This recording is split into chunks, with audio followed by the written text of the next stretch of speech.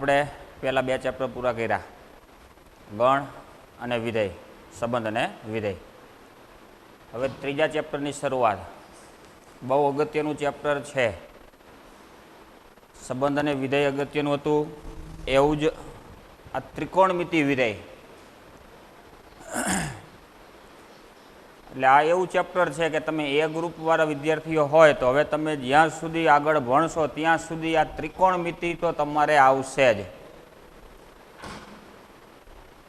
એટલે ખાસ વ્યવસ્થિત ધ્યાન આપજો, બહુ અગત્યનું ચેપ્ટર છે. ત્રીજું ચેપ્ટર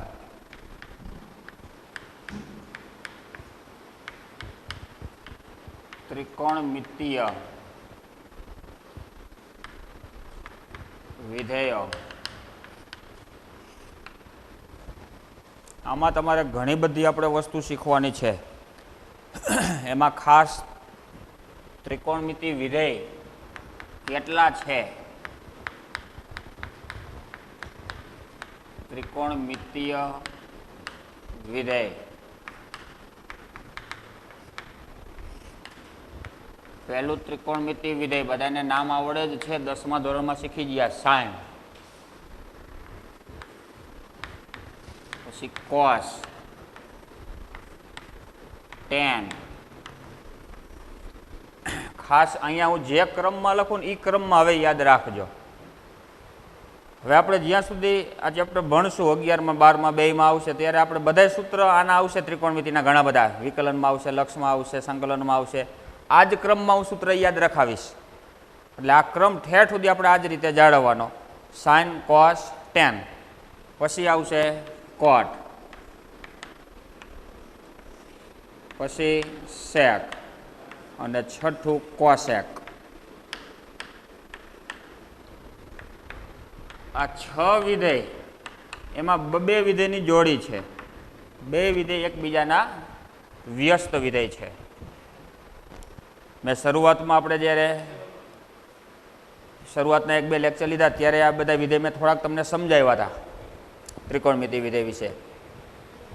સાઇન હે યા છેલ્લું વિધેય રહ્યું ને કોસેક, એનું વ્યસ્ત, એટલે 1/કોસેક લખાય.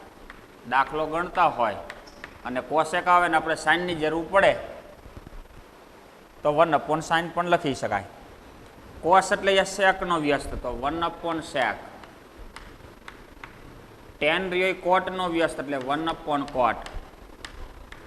કોટ રહ્યો ટેનનો એટલે 1/10. સેક કોસનો વ્યસ્ત એટલે 1/કોસ. ખૂણો અહીંયા ક્યાંય લખ્યો નથી મેં, ખૂણો ગમે એ હોય એ લખી શકાય. કોસેક એટલે 1/સાઇન.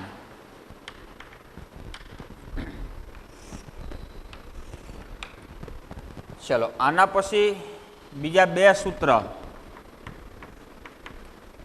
કે ટેન હોય અને કોટ હોય. ટેન એટલે આ 6 વિધેયમાંથી 2 વિધેયના ભાગાકાર છે. કયા 2 વિધેય? તો ટેન એટલે sin/cos,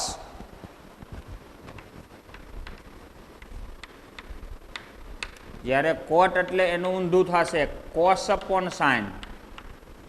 એ 2 વિધેયનો ભાગાકાર કરો એટલે ટેન મળે અને cos/sin કરો એટલે કોટ મળે. ખૂણો થીટા હોય તો થીટા લખવાનો, આલ્ફા હોય તો આલ્ફા, 30 હોય તો 30, જે હોય તે ખૂણા લખવાના.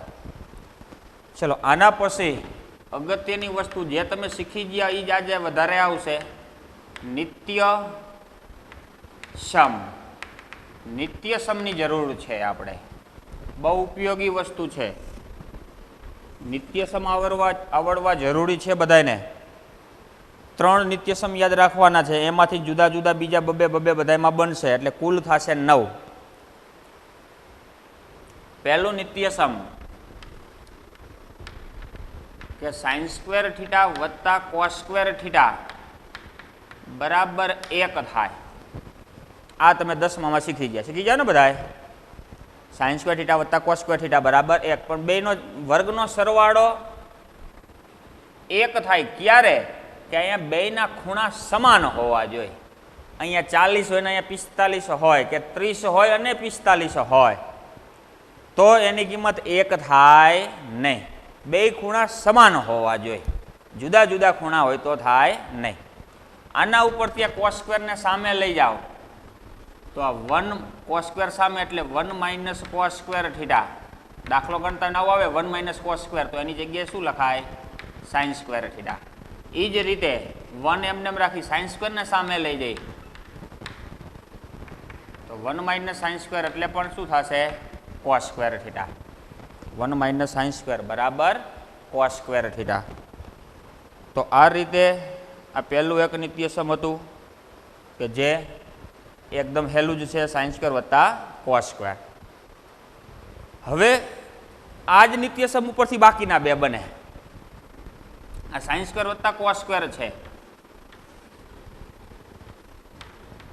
સાઇન સ્ક્વેર થીટા વત્તા કોસ સ્ક્વેર થીટા બરાબર 1. એમાં તમે cos square theta not equal to 0 વડે બધાને ભાગી તો આ sine square upon cos square એટલે કેટલા થશે? Tan square theta. Cos square વડે ભાગવાના, સાઇનને કોસ વડે ભાગો તો સાઇન અપોન કોસ એટલે ટેન, તો ten square. Cos square upon cos square એટલે 1. 1 અપોન કોસ, 1 અપોન કોસ એટલે સેક, તો સામે થશે સેક સ્ક્વેર થીટા. પછી નિત્યસમ યાદ રાખવાનું, ટેન સ્ક્વેર સામે સામે એક જ રાખવાના, તો ટેન સ્ક્વેર સામે જશે એટલે sec square theta minus tan square theta બરાબર 1. આ એક અગત્યનું. પહેલું નિત્યસમ સરવાળા માટે હતું સાઇન સ્ક્વેર વત્તા કોસ સ્ક્વેર, બીજું આવશે sec square minus tan square બરાબર 1. આમાંથી ટેન સ્ક્વેરને સામે લઈ જાવ તો 1 પ્લસ ટેન સ્ક્વેર બરાબર સેક સ્ક્વેર થીટા. એકને આ બાજુ લાવો, ટેન સ્ક્વેરને સામે લઈ જાઓ, સેક સ્ક્વેર થીટા માઇનસ 1 બરાબર tan square theta. Sec square minus 1 બરાબર ટેન સ્ક્વેર. દાખલા ગણતા હોય ત્યારે સેક સ્ક્વેર માઇનસ 1 આવે તો એની જગ્યાએ શું લખાય? ટેન સ્ક્વેર થીટા લખી શકાય. ચલો ત્યાર પછી ત્રીજું, સાઇન સ્ક્વેર થીટા વત્તા કોસ સ્ક્વેર થીટા જે છે બરાબર 1. એમાં બધાને આપણે sine square theta not equal to 0 વડે ભાગતા તો sine square upon sine square એટલે 1, cos upon sine, cos upon sine એટલે કોટ, તો cot square theta 1 upon sine, 1 upon sine એટલે કોસેક, તો અહીંયા થશે cosec square theta. Cot square સામે લઈ જઈ તો કોસેક સ્ક્વેર થીટા માઇનસ કોટ સ્ક્વેર થીટા બરાબર 1. આ ત્રીજું નિત્યસમ. ટૂંકમાં માઇનસ આવે, ટેન અને કોટ પાછળ આવશે એટલું યાદ રાખવાનું. ટેન અને કોટ ક્યાં આવશે? પાછળ. પેલા સેક તો એની સાથે ટેન, કોસેક એની સાથે કોટ, સીની સાથે સી માઇનસમાં, સીની સાથે સી, સી વાળા ભેગા. અહીંયા સેક અને ટેન. ઓલું તો યાદ રહે જ, સાઇન સ્ક્વેર વત્તા કોસ સ્ક્વેર એટલે કોકને એમ થાય સી એટલે સાહેબ કોસે થાય, પણ એક તો સી નીકળી ગયા છે, બાકી વૈધા હવે 2 સી. અહીંયા મેં તમને એ જ રીતે યાદ રખાવ્યા છે. એક મૂકીને એકમાં સી આવશે, જો સાઇન પછી કોસમાં સી, ટેન કોટમાં સી, સેક કોસેકમાં સી, એક મૂકીને એકમાં સી આવશે.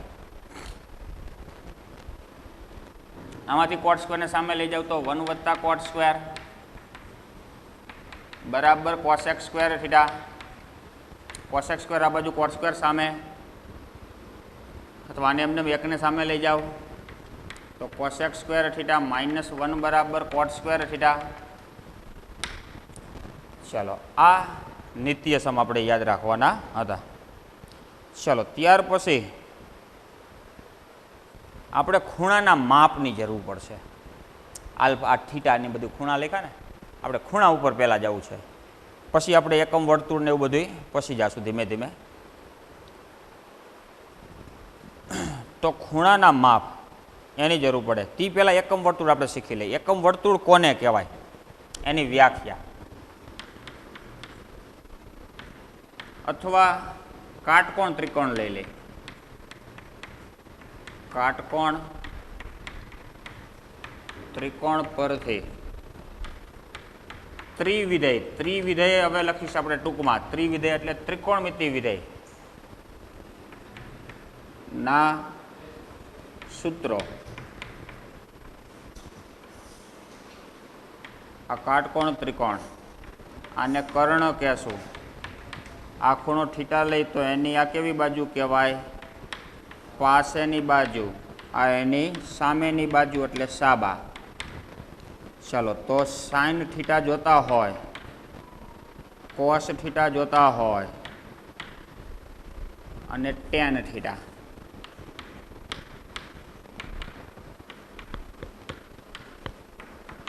કઈ રીતે મળે? પછી અહીંયાથી જ લેશું કોટ થીટા, સેક થીટા અને કોસેક થીટા.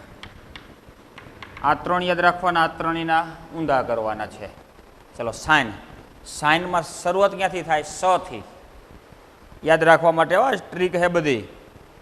આમાં જે હું તમને રીત શીખવાડું, ચોપડીમાં તો બધું આપેલું હોય છે, પણ વાંચ કરશો યાદ નહીં રહે એવું. જે અહીંથી નવી નવી હું ટ્રીક શીખવાડીશ તમને કે આવી રીતના યાદ રાખવાના. આ વિધેયના નામ યાદ રાખવા માટે એક મૂકીને એકમાં સી યાદ રાખવાનો, એક મૂકીને એકમાં સી આવશે, એટલે ઝડપી યાદ રહેશે બધું. તો અહીંયા સાઇનમાં પહેલાં સ આવે, તો આમાં સ વાળી બાજુ કઈ? તો કે સામેની બાજુ. એટલે અહીંયા આવશે સામેની બાજુ છેદમાં કર્ણ. કોષમાં છેદમાં કર્ણ તો આવશે, પણ શું આવશે એનાથી ઊંધું, એટલે પાસેની બાજુ છેદમાં કર્ણ. ટેન એટલે આ બેનો ભાગાકાર, કર્ણ ઉડી જશે, સામેની બાજુ છેદમાં પાસેની બાજુ, સામેની બાજુ છેદમાં પાસેની બાજુ. આ બધું 10માં આવતું ને તમારે કાટકોણ ત્રિકોણ ઉપરથી. કોસેક એટલે એનો વ્યસ્ત થશે કર્ણ છેદમાં સામેની બાજુ. સેક એટલે કર્ણ છેદમાં પાસેની બાજુ. બેનો ભાગાકાર કરશો, છેદનો છેદ અંશમાં જશે, પાસેની બાજુ છેદમાં સામેની બાજુ. ચલો, આટલી વસ્તુ આપણે 10મા ધોરણમાં તમે ભણતા એ જ વસ્તુ છે, એક પણ નવી વસ્તુ આપણે શીખવાડી નથી. ચાલો, ત્યાર પછી આગળ એકમ વર્તુળ લઈ. એકમ વર્તુળ ફિઝિક્સ માટે પણ જરૂરી છે. કદાચ સાહેબે એકમ વર્તુળ ફિઝિક્સમાં શીખવાડી પણ દીધું હોય તમને. તો એકમ વર્તુળ કોને કહેવાય? તેના માટે પહેલા વર્તુળની વ્યાખ્યા આવડવી જોઈએ. વર્તુળની વ્યાખ્યા કે સમતલમાં કોઈ નિશ્ચિત બિંદુ, આ સમતલ બ્લેકબોર્ડ, એક આ નિશ્ચિત બિંદુ થી સમાન અંતરે, આમ બધી બાજુ સમાન અંતરે આવેલા બિંદુઓનો ગણ અને આમ જોડી દો તો શું બનાવે? વર્તુળ. વર્તુળ અને ગોળ બેમાં ફેર. એ ગોલક કહેવાય. આખો ગોળો દડો હોય ને, સાયકલના ટાયરની જે રિંગ હોય એને વર્તુળ કહેવાય. જે આપણે ઓલો ફૂટબોલ વોલીબોલનો દડો આવે એને ગોળ કહેવાય, ગોળાકાર. આ વર્તુળાકાર અને ઓલું ગોળાકાર. તો વર્તુળ હતું કે યામ સમતલમાં કોઈ નિશ્ચિત બિંદુથી સમાન અંતરે આવેલા બિંદુઓના ગણને વર્તુળ કહેવાય. હવે આપણે વ્યાખ્યા જોઈએ છે એકમ વર્તુળ. એકમ વર્તુળ કોને કહેવાય? એમાં થોડુંક ફિક્સ વસ્તુ કરવાની. એકમ વર્તુળ છે તો કે યામ સમતલમાં ઉગમ બિંદુ કેન્દ્ર એટલે 0 0, આપણે એક્સ અક્ષ ને વાય અક્ષ જ્યાં એકબીજાને ભેગી થતી ને ઉગમ બિંદુ, એ ઉગમ બિંદુ કેન્દ્ર અને એક એકમ ત્રિજ્યા હોય. વર્તુળની ત્રિજ્યા એક એકમ, એકમ એટલે 1 સેન્ટીમીટર હોય, 1 મિલીમીટર હોય, 1 મીટર હોય, 1 કિલોમીટર હોય, 1 ફૂટ હોય, 1 ઇંચ હોય, કોઈ પણ હોઈ શકે, પણ એક હોવા જોઈએ. એટલે એક એકમ ત્રિજ્યા અને કેન્દ્ર ઉગમ બિંદુ એવા વર્તુળને એકમ વર્તુળ કહે છે. યામ સમતલમાં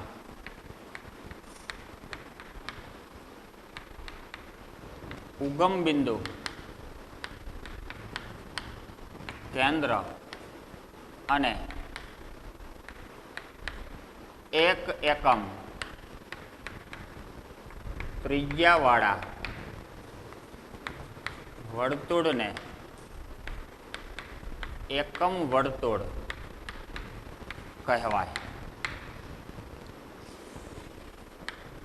આ એકમ વર્તુળ.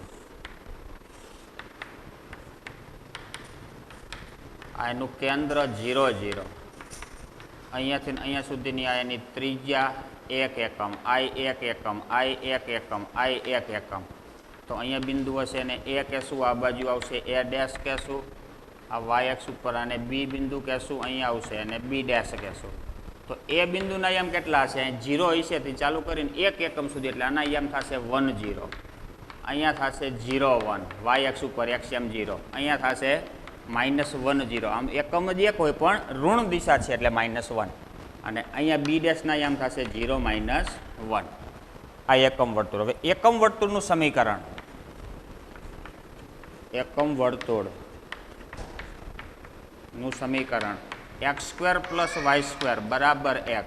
જે બિંદુ હોય છે ને એકમ વર્તુળ પરના બિંદુ હોય છે એ બધા બિંદુનો આ એક્સ એમ અને વાય એમ છે, એ બેના વર્ગનો સરવાળો કરો ને તો એક જ થાય. બેના વર્ગનો સરવાળો 1. એકમ વર્તુળ પરના કોઈ પણ બિંદુ લેવાની છૂટ. બધા બિંદુના એક્સ એમ અને વાય એમના વર્ગનો સરવાળો 1 થાય. એકમ વર્તુળ પરના બિંદુઓના ગણને એકમ વર્તુળ પરના બિંદુઓના ગણને સી ગુણધર્મ રીતે દર્શાવો કે એવા એક્સ વાય મળે કે જ્યાં x² + y² બરાબર 1, અને એક્સ અને વાયની કિંમત આરમાંથી વડે દર્શાવાય. એકમ વર્તુળના પરિઘની લંબાઈ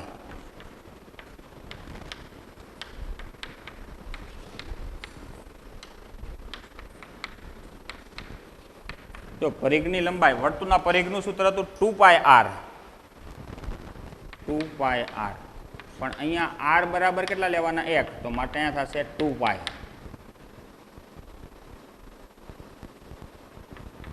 એકમ વર્તુળ માટે એકમ વર્તુળની r એટલે ત્રિજ્યા, r બરાબર એકમ વર્તુળમાં 1 એકમ ત્રિજ્યા હોય, તો અહીંયા r ની જગ્યાએ 1 મૂકો એટલે 2π. તો આ આટલી વસ્તુ આપણે આગળ આવતી અને લગતી વસ્તુ હતી. હવે ખૂણાના માપ, જુદા જુદા ખૂણાના માપ જોઈ. ખૂણાના માપ, કેવી રીતના ખૂણો માપવાનો? આપણે જોવા જાવ ને તો આપણે એમ થાય કે સાહેબ ખૂણો તમે વિચારો તો ક્યાંથી શરૂઆત કરો? 0 થી. કાટખૂણો બને તો કે છે 90 અંશ, આમ જાય તો 180, બસ વધીને આપણે 180 સુધી જ વિચારીએ કે. પણ એવા ખૂણા નહીં, ખૂણા 1,00,000 અંશનોય ખૂણો હોય. આપણે એમ થાય કે લે સાહેબ શું આવા બધું 1,00,000નો કેવી રીતના માપવો? ખૂણા તો બધા અંશના હોય, પણ મેજોરિટી જે ખૂણા બને આ એકમ વર્તુળ છે, અહીંયાથી આપણે શરૂઆત કરીએ તો આ ખૂણો 90 અંશનો બન્યો, બીજો 90 એટલે 180, વળી ત્રીજો 90, 270, વળી 90 એટલે 360. એટલે 360ના જ ખૂણા હોય, એનાથી મોટો એક ખૂણો આમ હોઈ શકે નહીં, પણ લખી શકાય.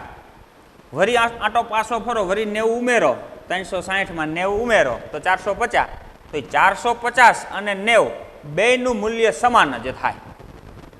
બેયનું મૂલ્ય તમને 450 અંશનો ખૂણો બોલો કે 90 અંશનો ખૂણો બોલો, બેયનો જવાબ સમાન જ આવે. sin 90ની કિંમત અને sin 450ની કિંમત જવાબ કેટલો આવે? સરખો જ આવે. આવા અસંખ્ય ખૂણા એના જવાબ સમાન જ આવે છે. અસંખ્ય ખૂણાના જવાબ કેવા આવે? સમાન. તો માટે આ જે ત્રિકોણમિતિ વિધેય છે એ અનેક એક વિધેય કહેવાય. કેવું વિધેય કહેવાય? અનેક એક. અનેક ખૂણાના જવાબ એક જ સમાન જ આવે, તો માટે એને કેવું વિધેય કહેવાય? અનેક એક. અનેક ખૂણાના જવાબ એક સમાન, એટલે એને કેવું વિધેય કહેવામાં આવે છે? અનેક એક વિધેય. પછી આ તો માત્ર સાઇનની વાત કરી, કોસ, ટેન, કોટ, સેક, કોસેક 6 માટે આ લાગુ પડે કે 6 વિધેય કેવા વિધેય છે? અનેક એક. પછી એમાંથી પ્રદેશ આપણે મર્યાદિત બનાવશું તો એ એક એક વિધેય થશે. ચલો, તો ખૂણાનું માપ, તો આરંભ બિંદુથી શરૂ થતા કિરણના પરિભ્રમણના માપને ખૂણાનું માપ કહે છે. એના માટે આપણે એક બે આકૃતિ જોવાની છે કે આરંભ બિંદુથી શરૂ થતા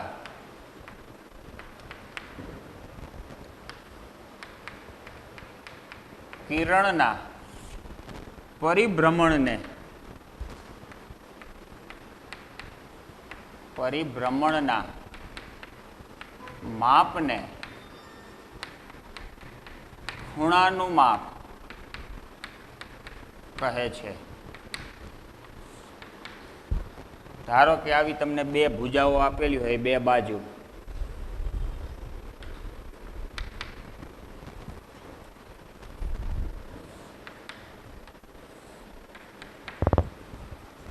આવી રીતના બે છે.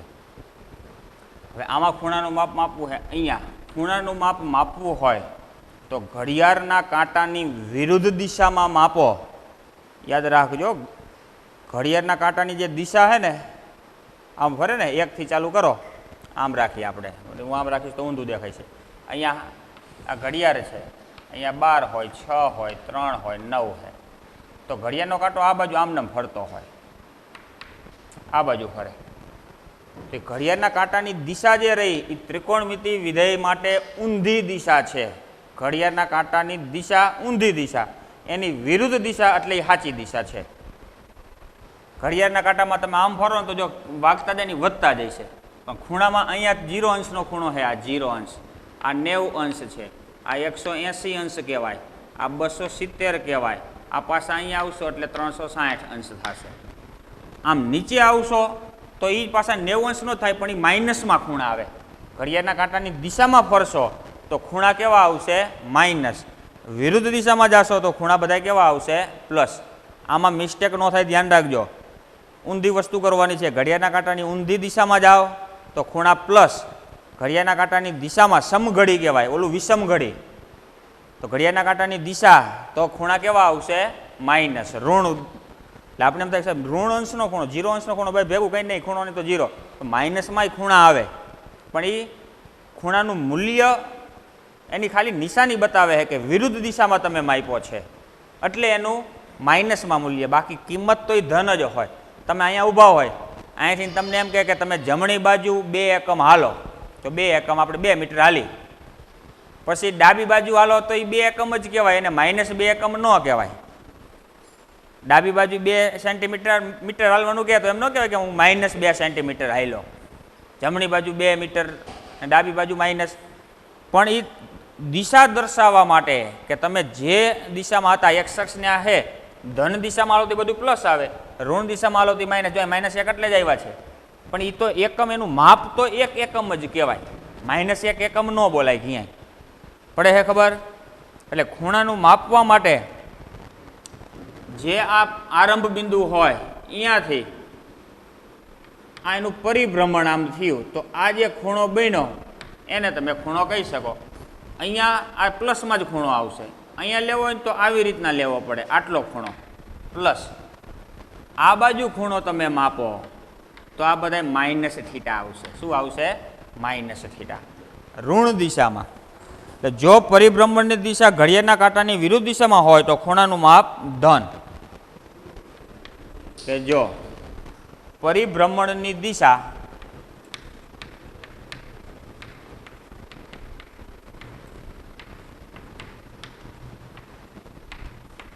ઘડિયાળના કાંટાની વિરુદ્ધ દિશામાં હોય તો ખૂણાનું મૂલ્ય ધન હોય. તો ખૂણાનું મૂલ્ય ધન. અને જો ઘડિયાળના કાંટાની દિશામાં હોય, જો પરિભ્રમણ ની દિશા ઘડિયાળના કાંટાની દિશામાં હોય તો ખૂણાનું મૂલ્ય ઋણ હોય. તો ખૂણાનું મૂલ્ય કેવું બનશે? ઋણ. ઘડિયાળના કાંટાની વિરુદ્ધ દિશામાં. હવે આ ખૂણાના માપ છે એને માપવા માટેના જુદા જુદા એકમ વપરાશે. જેમ આપણે લંબાઈ માપવી હોય તો centimetre, metre, kilometre, millimetre, inch, foot, આવા બધા એકમનો આપણે ઉપયોગ કરી. તો અહીંયા ખૂણાના માપ માટે પહેલો માપ આવશે અંશ માપ.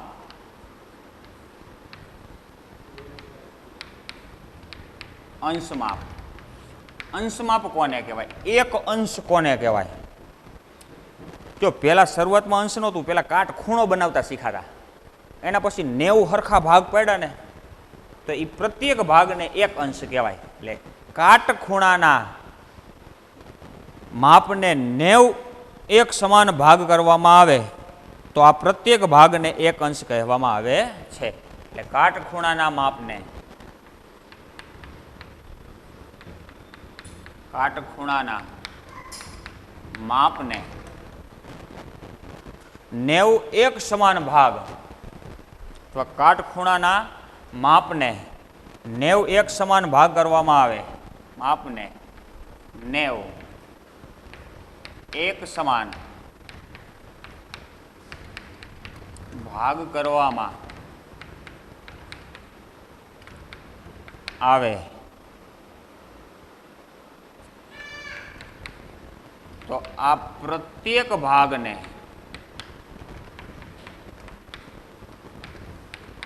એક અંશ કહેવાય. કાટખૂણો હોય આવી રીતના, કાટખૂણો આના 90 સરખા ભાગ પાડવા, પ્રત્યેક ભાગને 90 ભાગને શું કહેવાય? એક એક અંશ કહેવાય. એક એક અંશ ભેગા કરો 90 અંશ થઈ જાય. 90 અંશ એટલે કાટખૂણો બની જાય. હવે તેને 1 ઉપર 0 અંશ વડે દર્શાવાય. પછીનો એકમ આવશે કડા, અથવા એને મિનિટ પણ કહેશું આપણે. એને શું કહેશું? મિનિટ. ફિઝિક્સમાં આવી ગયું. મિનિટ ને સેકન્ડ હજી નથી આવ્યું, તો હવે એમાં પણ શીખવાડશે. તે પહેલાં આપણે શીખવાડી દઈએ. તો એક અંશ છે એના કરતાં જો કિલોમીટર હતું, એના 1000 ભાગ પાડો તો 1 મીટર બને. મીટરના પાછા 100 ભાગ પાડો એટલે સેન્ટીમીટર બને. એના ઉપરથી 10 ભાગ પાડો એટલે મિલીમીટર બને. તો એમ કડા એટલે અથવા મિનિટ. તો કડા એ અંશ કરતાં નાનો ભાગ છે. તો કે એક અંશના 60 સમાન ભાગ કરતા પ્રત્યેક ભાગને એક કડા અથવા મિનિટ કહેવાય. તેને એક ઉપર આમ એક ડેશ કરવાનો, એના વડે દર્શાવાય. પછીનો એકમ આવશે વી કડા, અથવા એને કહેશું સેકન્ડ. વી કડા એટલે કે સેકન્ડ. તો એક અંશ એની અંદર કેટલી કડા આવે? 60 ભાગ પાડ્યા. પ્રત્યેક ભાગને એક કડા કહેવાય. એટલે એવી 60 કડા ભેગી થાય એટલે એક મિનિટ ઓલા અંશ બને. તો હવે વી કડા, તો કે એક કડા એટલે કે મિનિટ ના પાછા 60 ભાગ પાડવાના. એક અંશના તમે 60 પાડ્યા એટલે કડા બની. એ કડા જે નાનકડી ગઈ છે એના પાછા 60 ભાગ, અને એ પ્રત્યેક ભાગને એક વી કડા કહેવાય. એટલે કે એક કડા ના 60 સમાન ભાગ કરતા પ્રત્યેક ભાગને એક વી કડા એટલે કે સેકન્ડ કહેવાય. તેને એક ઉપર ડબલ ડેશ વડે દર્શાવાય. એક ઉપર શું કરવાનું? ડબલ ડેશ એટલે વી કડા. એટલે બધાથી નાની વી કડા, એનાથી મોટી કડા, એનાથી મોટા અંશ. તો કે ઘડિયાળના કાંટાની વિરુદ્ધ દિશામાં તો ખૂણાનું મૂલ્ય પ્લસ, ઋણ દિશામાં તો ખૂણાનું મૂલ્ય માઇનસ. પછી એના એકમ અંશ, કડા અને વી કડા, અથવા મિનિટ અને સેકન્ડ, એ બોલશો તો ચાલશે. અંશમાં પછી મિનિટ અને સેકન્ડ. હવે એમાંથી આપણે કેમ આપણે ઓલા કિલોમીટરમાં મીટરમાં ફેરવતા આપણને આવડે, તો એમ તમને એમ કે એક અંશ એટલે 60 મિનિટ, અને 60 મિનિટ છે એની વી કડા એટલે કે સેકન્ડ પણ પાછી 60 થાય, એટલે આ 60 કડા અથવા આને કહેશું મિનિટ. પછી 1 મિનિટ હોય તો એની થશે 60 વી કડા એટલે કે સેકન્ડ, તો 60 સેકન્ડ અથવા એને વી કડા. હવે જો કે ચોપડીમાં આપણે મિનિટ અને સેકન્ડનો શબ્દનો જ ઉપયોગ કરશું, પહેલાં કડા અને વી કડા હતી. પછી હવે અંશમાંથી આપણે મિનિટમાં ફેરવવા હોય, મિનિટમાંથી સેકન્ડમાં કઈ રીતે ફેરવી શકાય?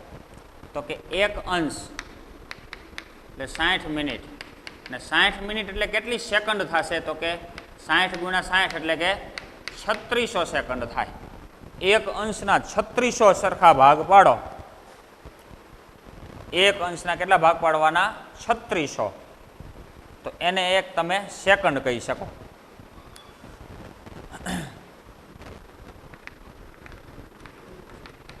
પછી 1 અંશને તમે જો 60 વડે ભાગો તો 1 મિનિટ બને. એ જ રીતે 1 મિનિટને 60 વડે ભાગો તો 1 સેકન્ડ બને. તો શું બનશે? 1 સેકન્ડ. અને આ જ રીતે કે જો 1 મિનિટને તમે 60 વડે ગુણો તો 1 અંશ બને. 1 સેકન્ડને 60 વડે ગુણો તો 1 મિનિટ બને. એ જ રીતે 1 અંશ હોય એને તમે જો 3600 વડે ભાગો તો 1 સેકન્ડ બને, અને 1 સેકન્ડને 3600 વડે ગુણો તો પાછા 1 અંશ બને. પાછા શું બનશે? 1 અંશ. તો આવી રીતના અંશમાંથી તમને મિનિટમાં જતા આવડવું જોઈએ, મિનિટમાંથી સેકન્ડમાં, સેકન્ડમાંથી અંશમાં, આ ડાવરા ત્રણેયમાં એકબીજામાંથી જતા આવડવું જોઈએ. ટૂંકમાં મોટા એકમમાંથી નાના એકમમાં જવું હોય તો ભાગવા પડે, અને નાના એકમમાંથી મોટા એકમમાં જવું હોય તો ગુણવા પડે. 1 સેન્ટીમીટરને કેટલા વડે ગુણો તો 1 મીટર બને? તો કે 100 વડે. 2 ગુણ્યા 100 કરો એટલે 2 મીટર થાય, 200 સેન્ટીમીટર. એટલે એમ નાના એકમમાંથી મોટામાં જવું હોય તો ગુણવા પડે, મોટામાંથી નાનામાં જવું હોય તો ભાગવા પડે.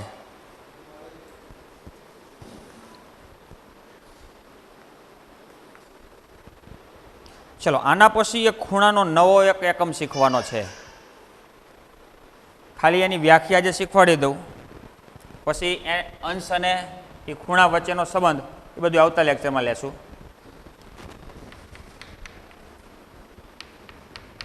ખૂણાનો રેડિયન માપ.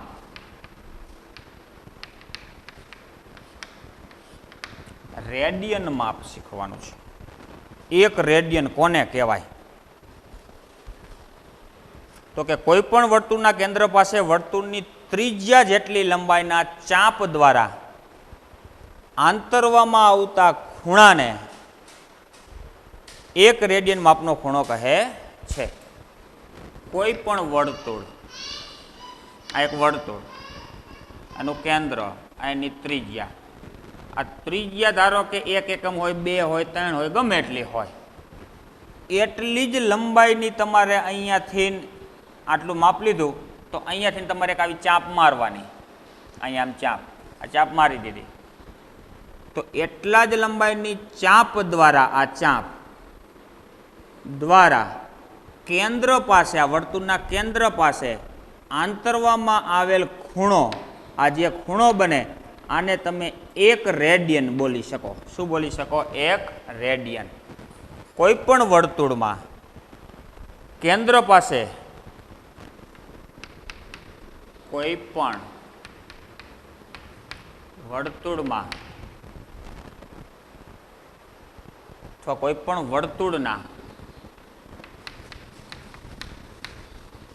કેન્દ્ર પાસે તેની ત્રિજ્યા જેટલી લંબાઈના ચાપ દ્વારા આંતરવામાં આવતા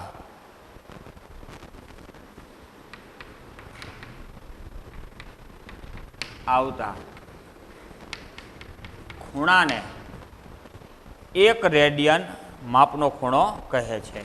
ખૂણાને 1 રેડિયન માપનો ખૂણો કહે છે. કોઈ પણ વર્તુળમાં કેન્દ્ર પાસે તેની ત્રિજ્યા જેટલી લંબાઈના ચાપ દ્વારા કેન્દ્ર પાસે આંતરવામાં આવતા ખૂણાને 1 રેડિયન માપનો ખૂણો કહે છે. તેને 1 રેડિયન એટલે ઉપર R અથવા ખાલી 1 અથવા 1 ની ઉપર C વડે દર્શાવાય. જો તમને 1 અંશ કહેશે તો 1 અને ઉપર આવી રીતના 0 લખેલા જ હશે. 30 અંશ કહે તો 30 આમ લખેલા જ હોય. પણ આ ખાલી 30 લખેલા છે કે 30 માપનો ખૂણો બનાવે છે, તો ખાલી 30 લખ્યા હોય તો એ 30 રેડિયન સમજવાના. આપણે ખાલી 30 હોય તો શું સમજવાના? રેડિયન. રેડિયન માપ એટલે ઓલું તમે જે આપણે π/2 π/4 આ પાઈ જે હતા ને પાઈ, આ પાઈ એટલે આમ તો આપણે 22/7 લેતા અથવા એપ્રોક્સિમેટ માપ એનું 3.14 લેતા. પણ હવે આ પાઈ આ રેડિયન માપ છે અને અંશમાં ફેરો તો 180 અંશ કહેવાય. પાઈ એટલે શું કહેવાય? 180 અંશ. એવા માપમાં હવે આપણે આવી રીતના યાદ રાખવાના પાઈ સ્વરૂપે, રેડિયન સ્વરૂપે. પાઈ એટલે 180 અંશ, તો π/2 એટલે 90 અંશ, π/4 એટલે 45 અંશ, π/3 એટલે 60 અંશ, π/6 એટલે 30 અંશ, 0 અંશ એટલે 0 અંશ જ બોલાય. તો આવી રીતના આપણે ખૂણાના માપ, આ રેડિયન માપ. હવે આવતા લેક્ચરમાં આપણે એવું શીખવાનું છે કે અંશ માપમાંથી રેડિયનમાં કેવી રીતના જવાય, રેડિયનમાંથી અંશમાં કેવી રીતના જાશું, બે વચ્ચેનો સંબંધમાં શું ફેર છે, બેના માપ કેવી રીતના લઈ શકાય. ચલો, બાકી કોઈને કંઈ પ્રશ્ન છે આમાં? રેડિયન માપ એટલે કોઈ પણ વર્તુળમાં વર્તુળની ત્રિજ્યા જેટલી લંબાઈના ચાપ દ્વારા કેન્દ્ર પાસે આંતરવામાં આવેલ ખૂણાને 1 રેડિયન માપનો ખૂણો કહેવાય. આ અંશમાંથી એના નાના એકમ હતા. આ બીજું એનું નામ જ છે, એનો નાનો એકમ કે મોટો એકમ એમ નથી. આપણે રેડિયન અને અંશ વચ્ચેનો હવે સંબંધ આવશે કે આ બેમાં શું ફેર છે. રેડિયન આ પાઈ સ્વરૂપે દર્શાવેલો 180 અંશ એટલો કે એમાં ફેર.